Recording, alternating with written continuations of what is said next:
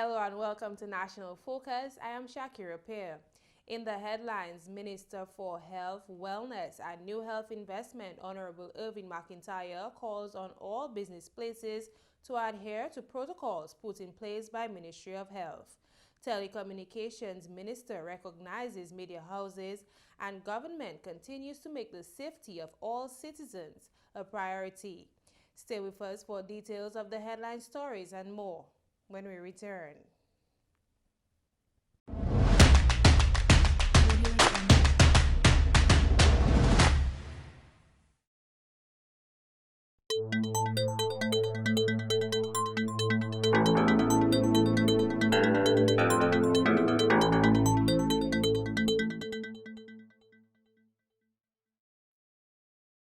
Welcome back. The government of Dominica is calling on persons in the private sector to take advantage of the opportunity to take over operations of the abattoir. The abattoir was a gift to Dominica from the People's Republic of Venezuela. The project began in 2013 and comprises 3 units, buildings to process pork and poultry, and an administrative building.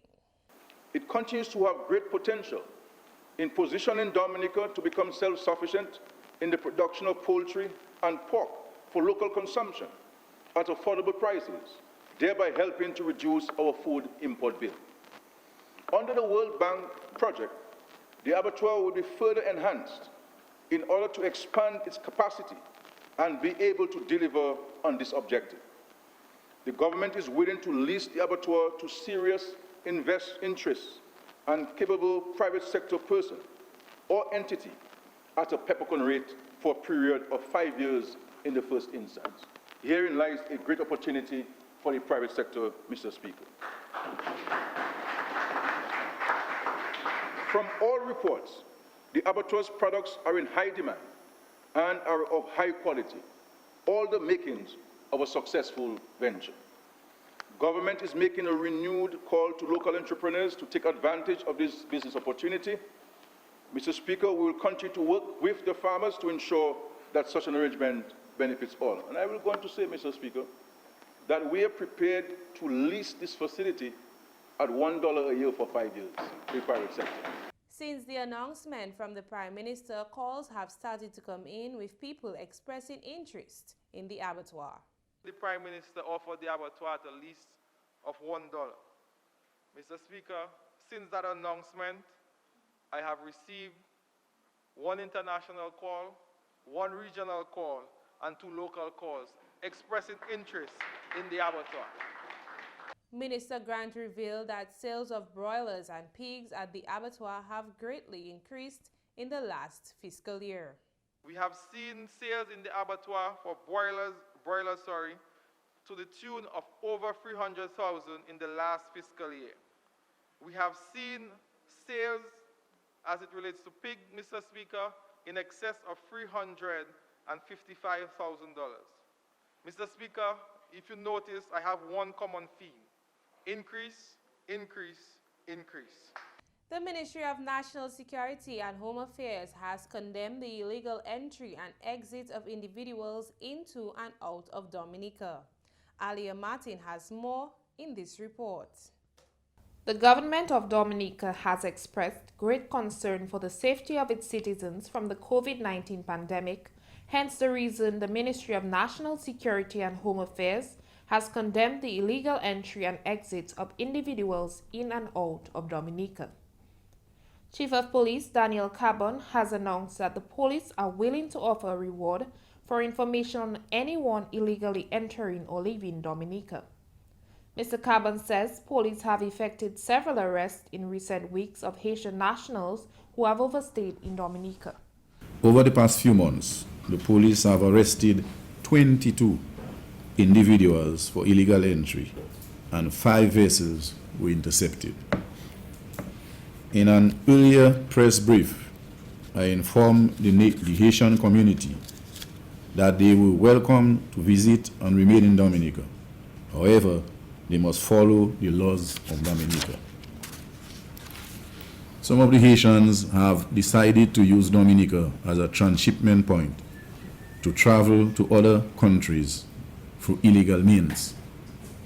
I have warned against living and entering Dominica illegally. Some of our citizens are overseas and want to return home. However, they must do so legally by coming in at a designated port of entry. The government of Dominica, the Ministry of Health, the police, and other agencies have worked very hard to make Dominica COVID-19 free. There are protocols in place for people to enter and leave Dominica. All these measures were instituted to prevent COVID-19 from spreading. I am taking this opportunity to once again appeal to those who are bent on entering and leaving Dominica through unauthorized ports of entry/exit to desist from doing so. The police is calling on the communities to provide any information that will assist the police in preventing people from leaving and entering the island illegally. Minister for National Security and Home Affairs, Honorable Rayburn Blackmore, says that a no-nonsense approach to the illegal immigration has been adopted by government. Minister Blackmore has warned that any foreigner found entering Dominica illegally will be deported. The persons coming in from the back door are coming in from hot spots, and therefore they pose a very serious threat to all of us. And these people are very dangerous and they are very wicked, to say the least.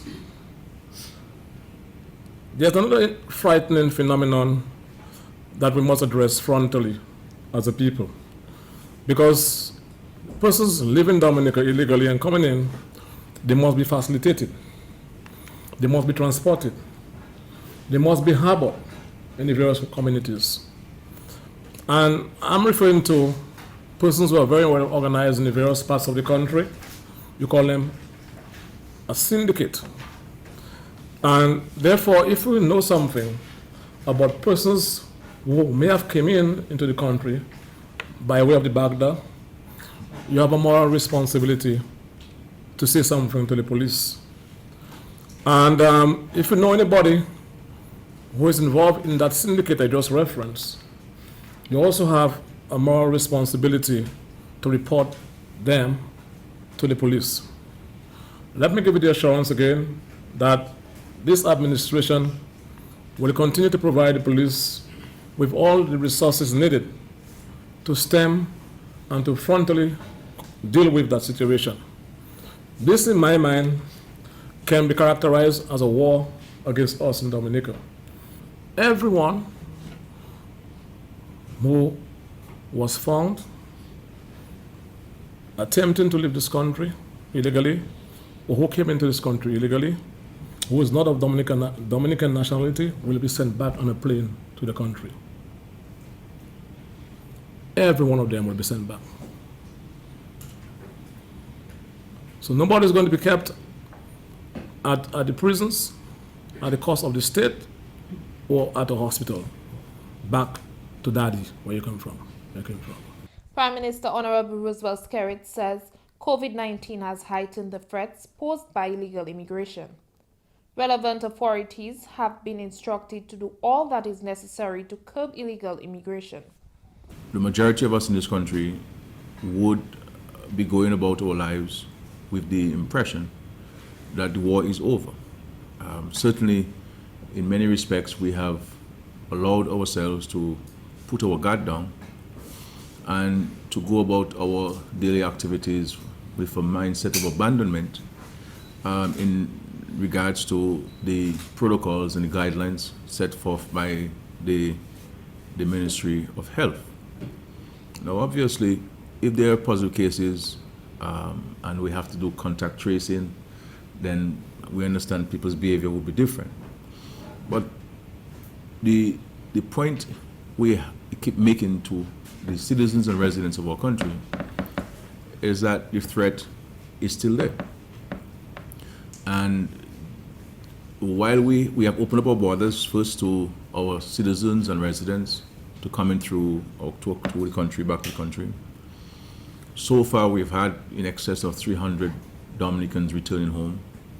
And by and large, the system has worked very well with the screening, the testing, the sending people into quarantine, and to ensure that as far as practically possible, we minimize, if not eliminate, the risk associated with the reopening of our borders.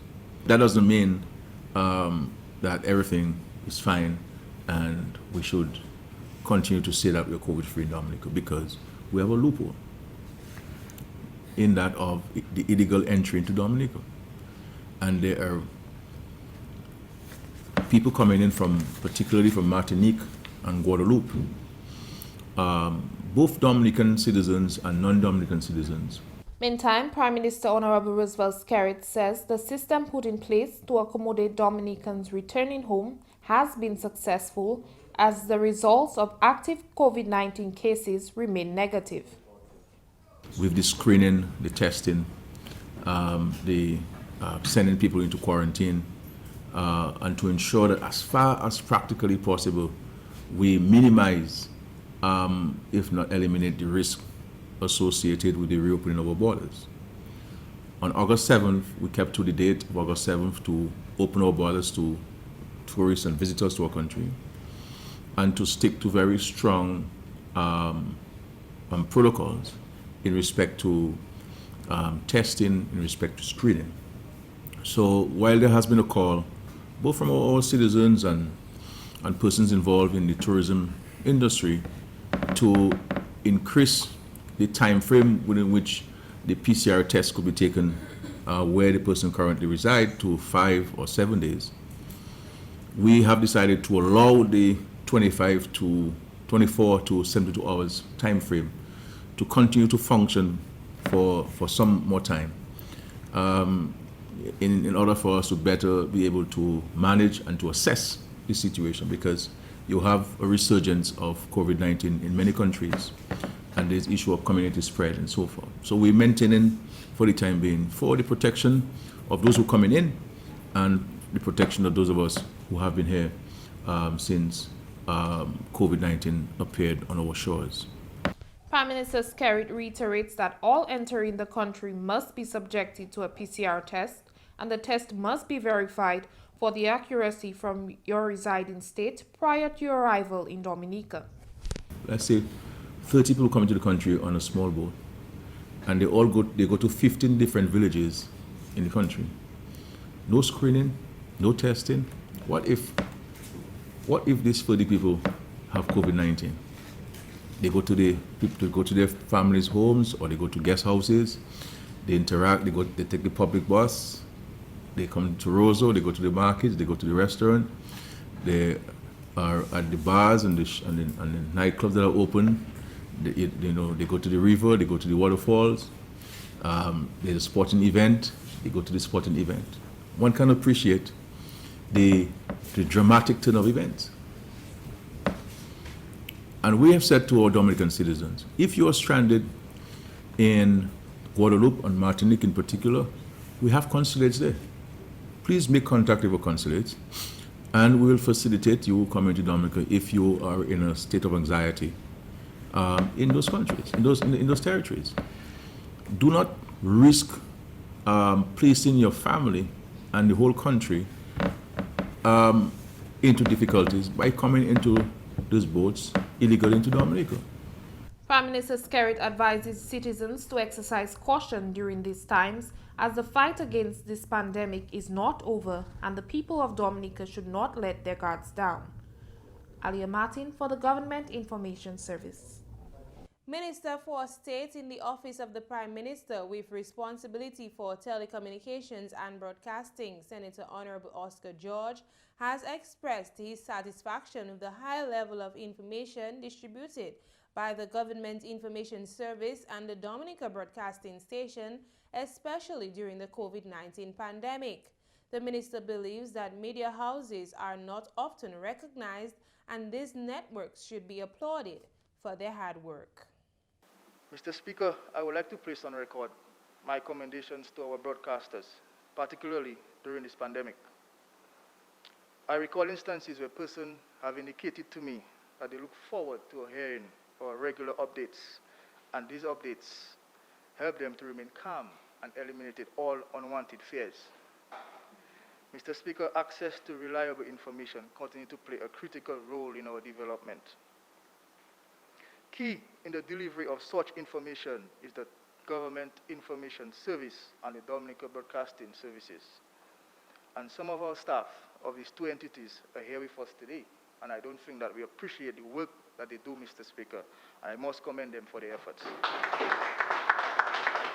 Minister George says a number of trainings were undertaken to build the capacity of staff within the Government Information Service. Additionally, Mr. Speaker, we have sought to build the capacity of our staff in the reporting on disasters. We have also achieved the following: training in social media productions through the British High Commission in Barbados for 2 members of our staff, a 6-week program in public speaking and customer service for 5 of our staff through the University of the West Indies, staff training in the United Nations Sustainable Development Goals through UNESCO in St. Lucia.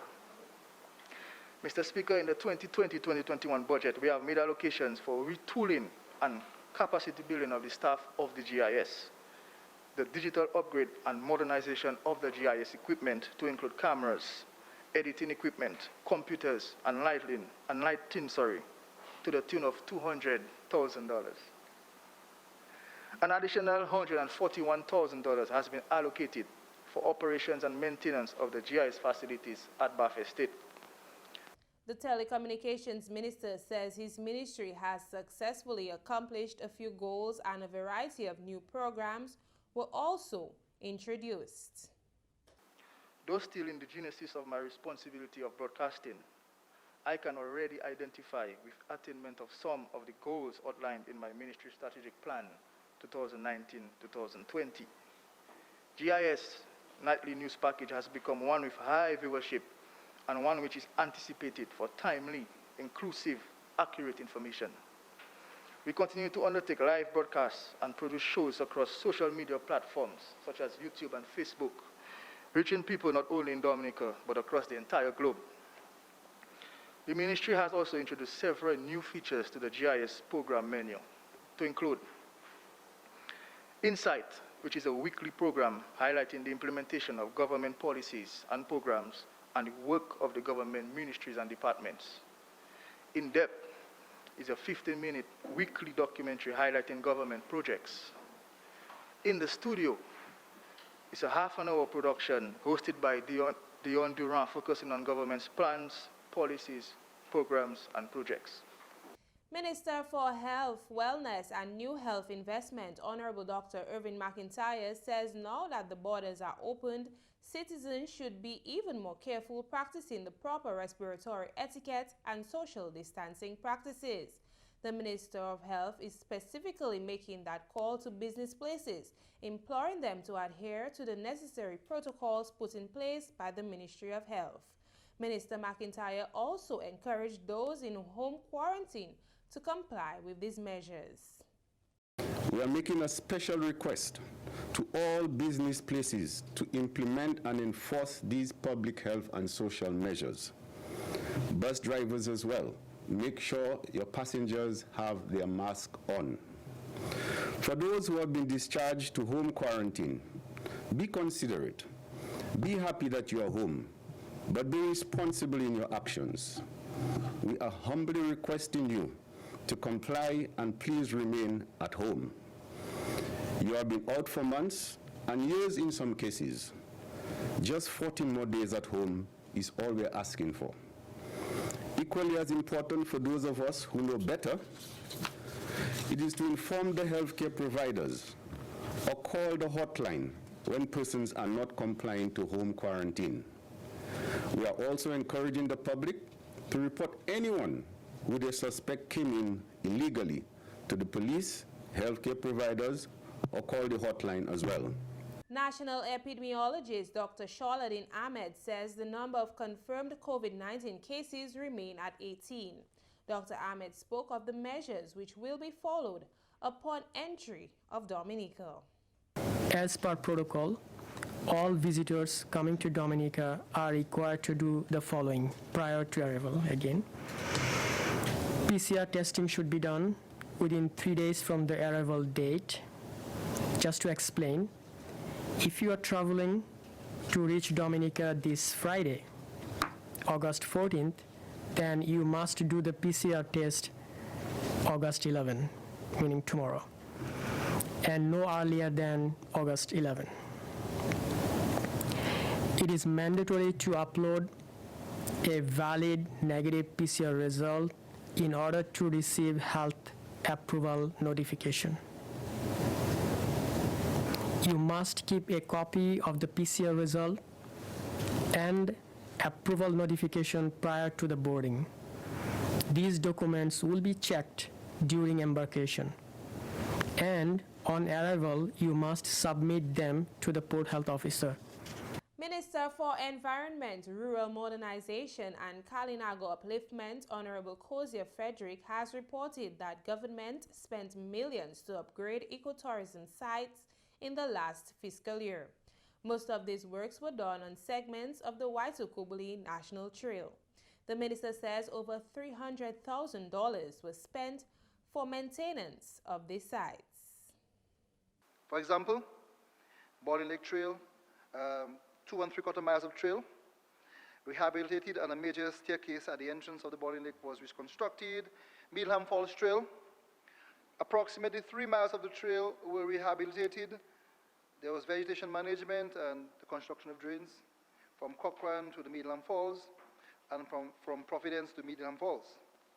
Work was done also, Mr. Speaker, in the Mont Diablote Trail, 1.2 miles to the summit of this trail was cleared from debris of Hurricane Maria, fallen trees, overgrown vegetation, etc. The trail is now accessible. The freshwater lake, vegetation management and drainage were completed on the entire trail surrounding the lake. Bury Lake, vegetation management and drain realignment were carried out on the trail. Cabbage National Park, vegetation management and drainage were carried out on the east and west Cabbage trails. The trails leading to the commander quarters and the parade ground. Extensive works were also done to construct bridges at 3 major sites. These works will also provide employment for individuals. The entrance and exit bridges at the Emerald Pool, 4 bridges and 1 crossing along the Syndicate Nature Trail, 3 bridges along the Freshwater Lake Loop Trail. A total of 68 people were employed during the rehabilitation works, Mr. Speaker, at the various sites. This is because the rehabilitation of trails and eco sites and facilities created opportunities for trail contractors, skilled brush cutter and chainsaw operators, and unskilled laborers around the communities in close proximity to the ecotourism sites.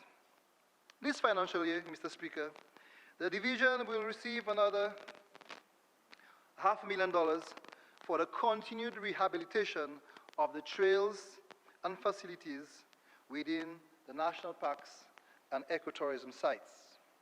You're watching National Focus. More when we return. Scary! Everything just shaking and making big creaky noises.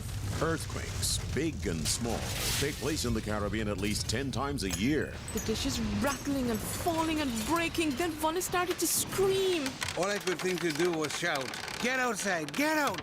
Earthquakes, hazards, take control, reduce your loss. If an earthquake hits, what can you do? Get down, get under an item of furniture like a table. Hold on and stay there until the quake passes. Find out lots more about earthquakes and other hazards at your local disaster office.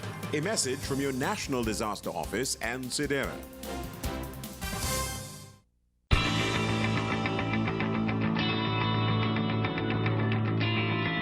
Welcome back. The Wesley constituency will soon see developments in various sectors, says Member of Parliament Honorable Fidel Grant. During his contribution to the 2020-2021 budget debate, the Member of Parliament, who is also the Minister for Blue and Green Economy, Agriculture and National Food Security, says the rehabilitation of feeder roads in the community is a priority for government. we have heard much talk as it relates to feeder roads.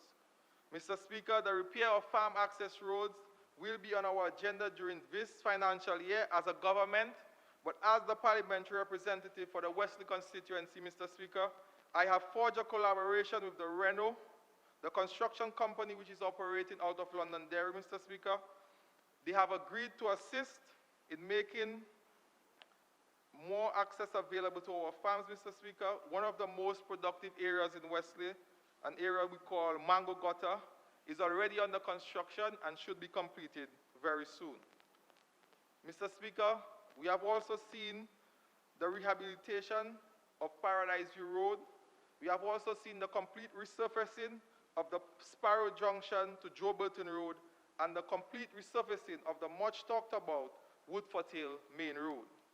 A cooperative for producers will also be formed as the minister moves to fulfill a direct request from residents of the constituency. Minister Grant says training will soon commence before the establishment of the cooperative. One of the requests from my constituents is that we form a productive cooperative. Therefore, I have engaged a cooperative division over the last few weeks, and we have begun training in the Wesley and Woodford Hill area, Mr. Speaker.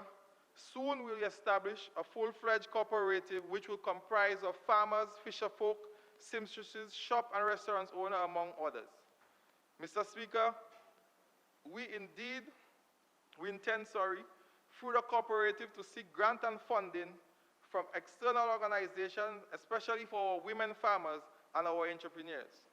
Mr. Speaker, at this time I would like to express my profound thanks to Ms. Canoville and the staff of the Cooperative Division for the guidance and support that they have provided through this process. Mr. Speaker, there is renewed energy and hope in the Wesley constituency. Sports in the constituency will also receive some attention. Minister Grant says plans are in place to rehabilitate the various sporting facilities around the constituency. Mr. Speaker, our sporting facilities in this fiscal year will see some upgrade. The rims for the Wesley basketball hard court has been shipped and will be on island within 2 weeks. Mr. Speaker, the Woodford Hill basketball court funds are available for purchase of rims and resurfacing of the hard court. Mr. Speaker, we heard the leader of the opposition spoke about the Londonderry playing field. Mr. Speaker, over the last year, I have been responsible for cutting and maintaining that field. We recently experienced some difficulties with the machine, but Mr. Speaker, I stand here proud to inform the young men and women of the constituency that we have procured a heavy-duty lawnmower, and it will be used for the maintenance of the Londonderry playing field, and the cricket pitch will be restored. Deputy Speaker of the House of Assembly, Honorable Philip Roll, has touted the importance of the National Employment Program, NEP, to the development of Dominica. During his contribution to the 2020-2021 budget debate, Senator Roll says the NEP gives young people and other citizens a chance to earn money while learning the necessary skills for the world of work. The NEP continues to provide an avenue for Dominicans to work hard, gain experience, and positively contribute to their institutions and the country by extension. The genesis of this program was to tackle the issue of youth unemployment. This is exactly what this program is doing. Scores of Dominicans have graduated out of this program and have found jobs across all sectors, both in Dominica and out. Today, we have seen the National Employment Program grow by leaps and bounds, impacting positively both public and private sector and across all levels. Senator Roll says the NEP can be instrumental in helping young, inexperienced people find a career path and opportunity he has benefited from. Mr. Speaker, the NEP also provides much needed direction for young people in the area of career development. I consider myself a proud product of the National Employment Program. Fresh out of the Dominica State College, I had the opportunity to work as an intern with the then Ministry of Commerce. There I found my passion for business development. I then left Dominica to further my study, build my knowledge and capacity, and came back to develop my country in that field.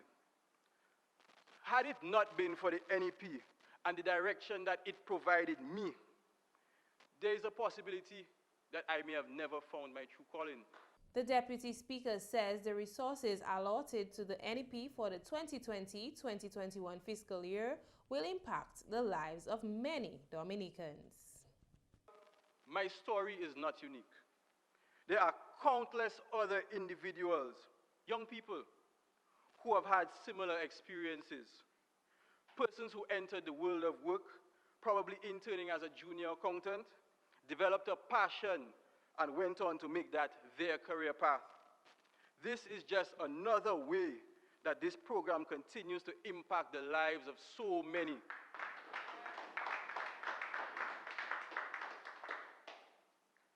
The NEP has a budget allocation of $9.5 million.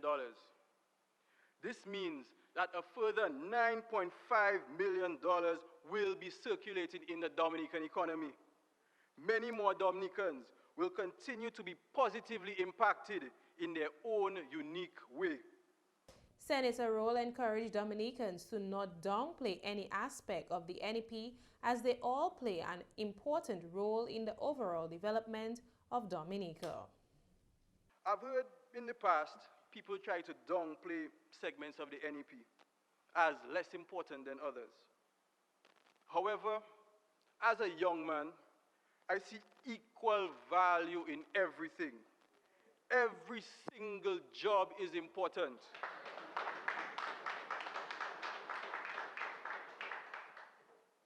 You could be the cleaner or the general manager. Both these positions keep the organization going. The cleanup and beautification teams across the island are a vital component in the development of our country. Our tourism product, for example, when we speak about keeping Dominica clean and green.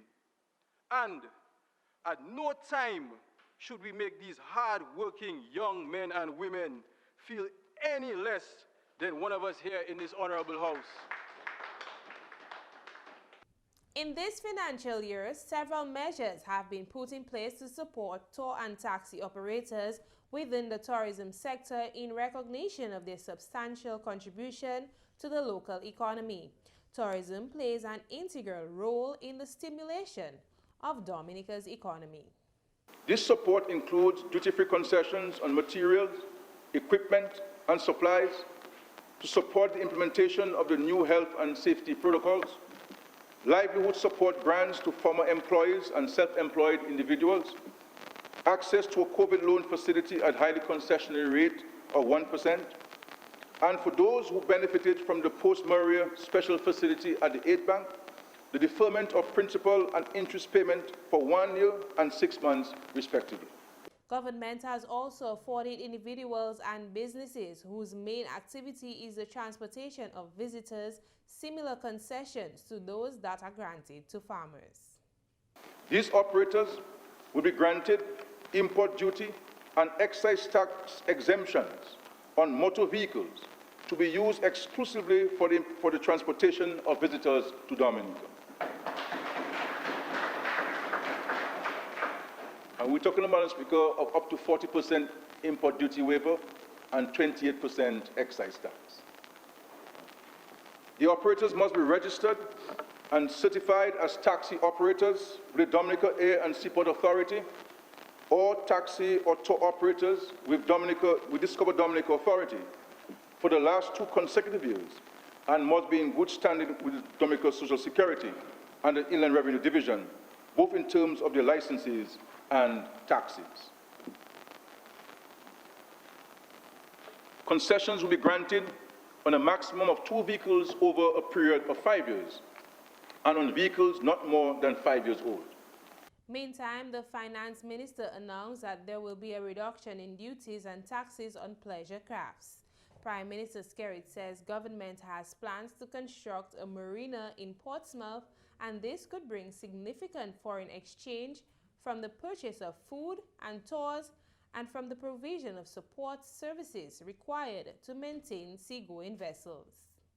We expect to commence work on the marina within the next 2 years, Mr. Speaker. As a first phase, government will allow the importation of pleasure crafts and excursion boats measuring at least 45 cubic meters, along with the engines, free of import duty and VAT, to begin to stimulate economic activity in that area, Mr. Speaker. These vessels will be required to register in Dominica with the Maritime Unit. This measure is expected to attract pleasure crafts, including yachts, to anchor in Dominican waters for extended periods, facilitate non-Dominicans who own these vessels and wish to make Dominica their home, further diversify our tourism product by creating the opportunity for residents to purchase crafts for use in dive operations, and in offering sightseeing and entertainment tours to locals and visitors alike. Additionally, it is expected to create ancillary job opportunities, particularly in relation to their maintenance. This measure is to take effect from October 1, 2020. The National Oceanic and Atmospheric Administration, Noaa, has predicted a change in the 2020 hurricane season. Senior Meteorological Officer Marshall Alexander has more in details. The first prediction was done in May, and the second prediction was done on the 6th of August. And the prediction calls for an extremely active season. And there's an 85% chance now of an above normal season, a 10% chance of a near normal season, and a 5% chance of a below normal season. In May, the prediction was a 60% chance of an above normal season.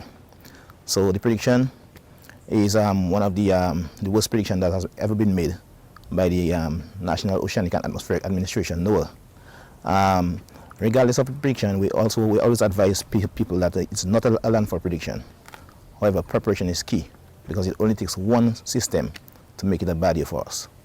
Now, the prediction this time around is for 19 to 25 named storms, of which 7 to 11 are expected to become hurricanes, and 3 to 6 are expected to become major hurricanes of categories 3 and above. Mr. Alexander advises the public to continue with preparations for the season. And now for your weather update. Lingering moisture and instability following the passage of a tropical wave are expected to maintain cloudiness, scattered showers, and possible isolated thunderstorm activity across most of the island chain. People in areas prone to landslides and falling rocks should continue to exercise caution, mainly during the morning period. Meanwhile, Tropical Depression 11, currently located over the central tropical Atlantic, is expected to become a tropical storm later today. The center of TD number 11 is expected to pass just to the north of the Leeward Islands on Saturday. On its present track, the system is projected to begin affecting parts of the island chain from Friday afternoon. An increase in shower and thunderstorm activity is expected across Dominica on Saturday. Residents should continue to monitor the progress of this system. Moderate seas are expected during the next 24 hours, with waves peaking to 7 feet during today and increasingly slightly to near 8 feet by tonight. Small craft operators and sea bathers should exercise caution. And now that's all for this edition of National Focus. Be sure to follow GIS Dominica on Facebook, YouTube, as well as on Twitter. You can also drop us an email at gis@dominica.gov.dm. From all of us here in the GIS News Production team, I'm Shakira Pear. Thanks for watching.